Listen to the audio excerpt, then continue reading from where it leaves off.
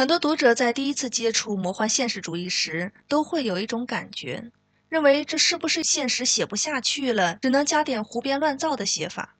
但如果真的是这样的话，那大概率就不可能在20世纪留下这么多重要的作品。事实上，魔幻现实主义不仅不是在逃避现实，相反，它是在现实已经无法被正常叙述的时候才出现的。20世纪，2次世界大战，没有比这更魔幻的时代了。魔幻现实主义最初并不是文学里长出来的。1925年，德国艺术史学者弗朗茨罗在讨论绘画时提出了魔幻现实主义这个概念，用来形容一种看似日常，却在仔细观察时透出陌生或奇妙感的艺术风格。当时的重点并不是魔幻，而是现实本身变得不再理所当然。后来这个词才被文学吸收，并逐渐发展成我们今天所熟悉的意义。到了拉丁美洲那里，这种写作方式又被进一步推进。阿莱霍·卡彭提尔提出奇异的现实，他说某些地区的历史、宗教和日常体验本身就带有某种难以用理性解释的成分。在这里，魔幻不再是人为添加的效果，而是现实的一部分。这条路径最终影响了马尔克斯这一代作家。但如果只把魔幻现实主义理解成一种文学流派，反而会忽略它真正重要的地方。更准确地说，它是一种叙事态度。当现实秩序开始显得荒谬、暴力，甚至自相矛盾时，作家们是否还愿意假装一切正常？如果答案是否定的，那么叙事方式本身就必然发生变化。我们在上一期的视频中已经讨论了魔幻现实主义如何用荒诞、幻觉、幽灵等方式揭露权力的虚伪、历史的创伤以及精神层面的分裂。在这些作品中，魔幻更多的是指向外部的，它像一束光，照亮了现实中被遮蔽、被压抑的那一部分。而在今天的内容中，问题将转移到内在。现实中的问题有时单靠揭露是无法得到解决的。那么身为个人，又应该如何在这样的世界中活下去呢？当成长的路径被破坏，历史的悲剧不断被上演，意义本身也变得没有意义时，人又是如何形成自我认知的呢？正是在这个层面上，魔幻现实主义不再只是批判工具，而逐渐成为了一种生存的方式。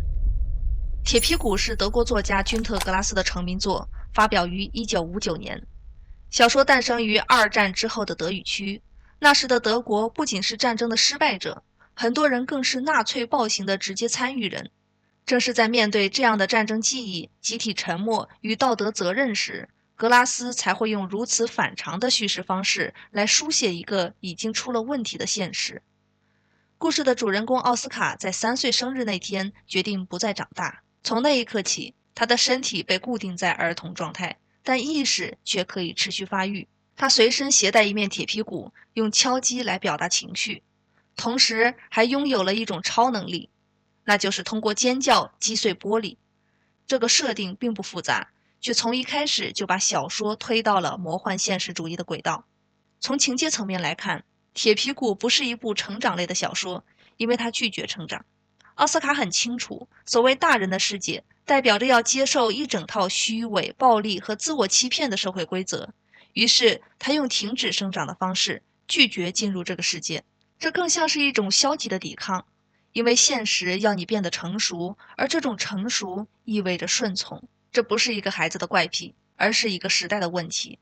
在一个经历了战争却又急于恢复秩序和正常生活的社会中，真正的问题往往会被掩盖。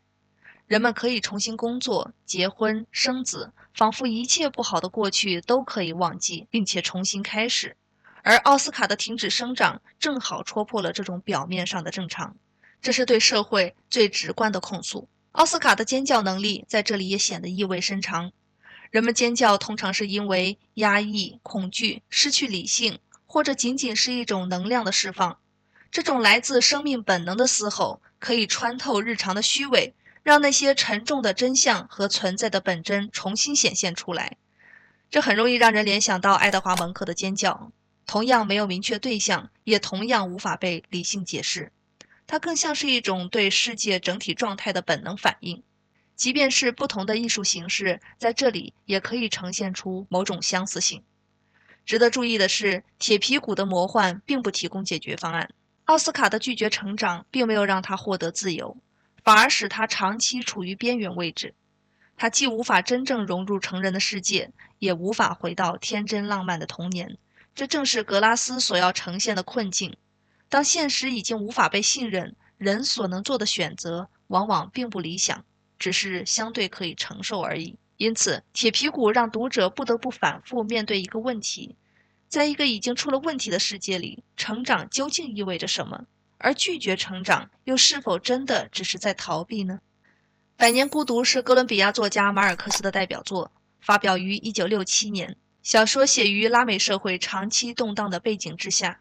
殖民统治虽然在形式上结束了，但它留下来的权力结构、经济模式和思维方式仍然在继续运作。内战、独裁和外来资本反复介入，历史一次次的被重新开始，而真正的责任和结构性问题却始终没有得到解决。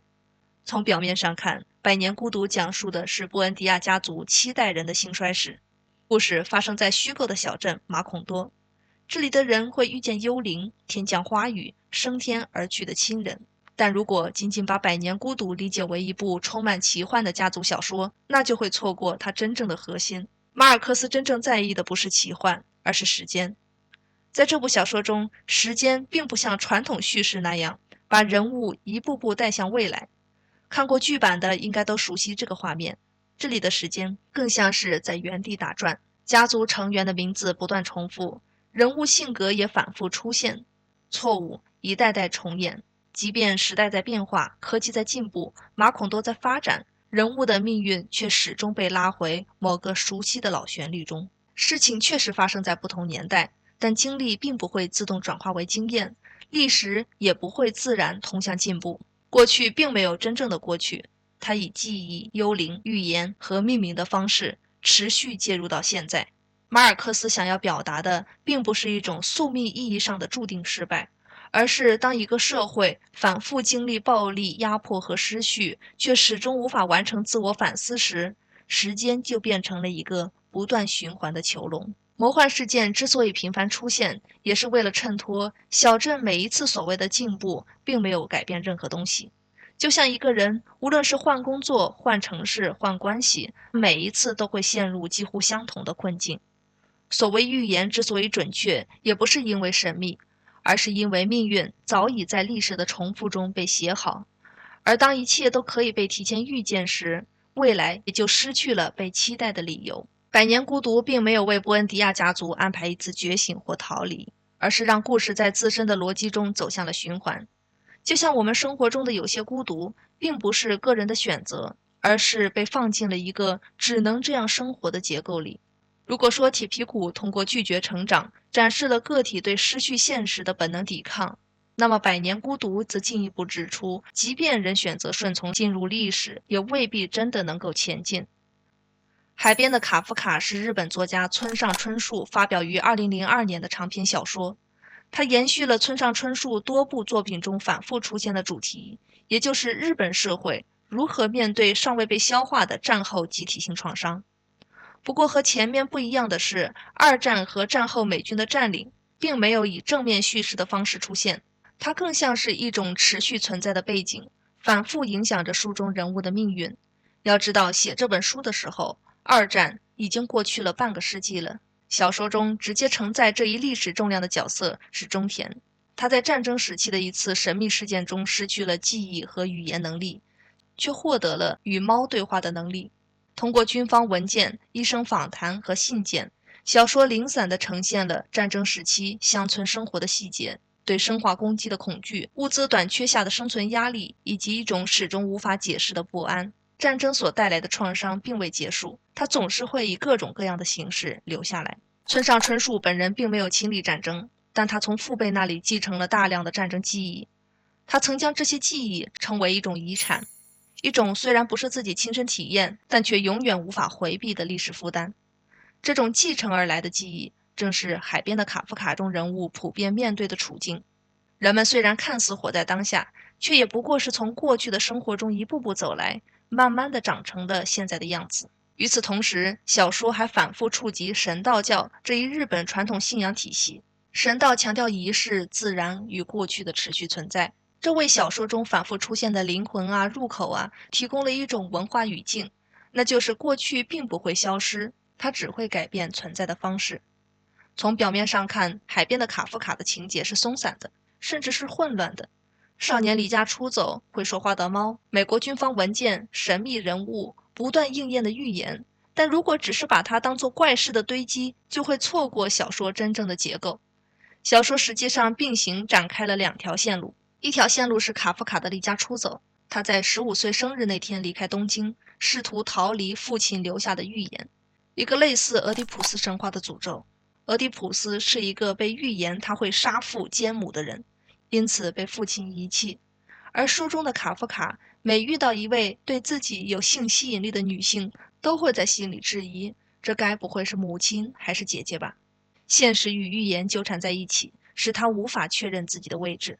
他的旅程并不是寻找答案，而是在慢慢地靠近另一个问题：如果你的命运已经被预言了，那么你还是你吗？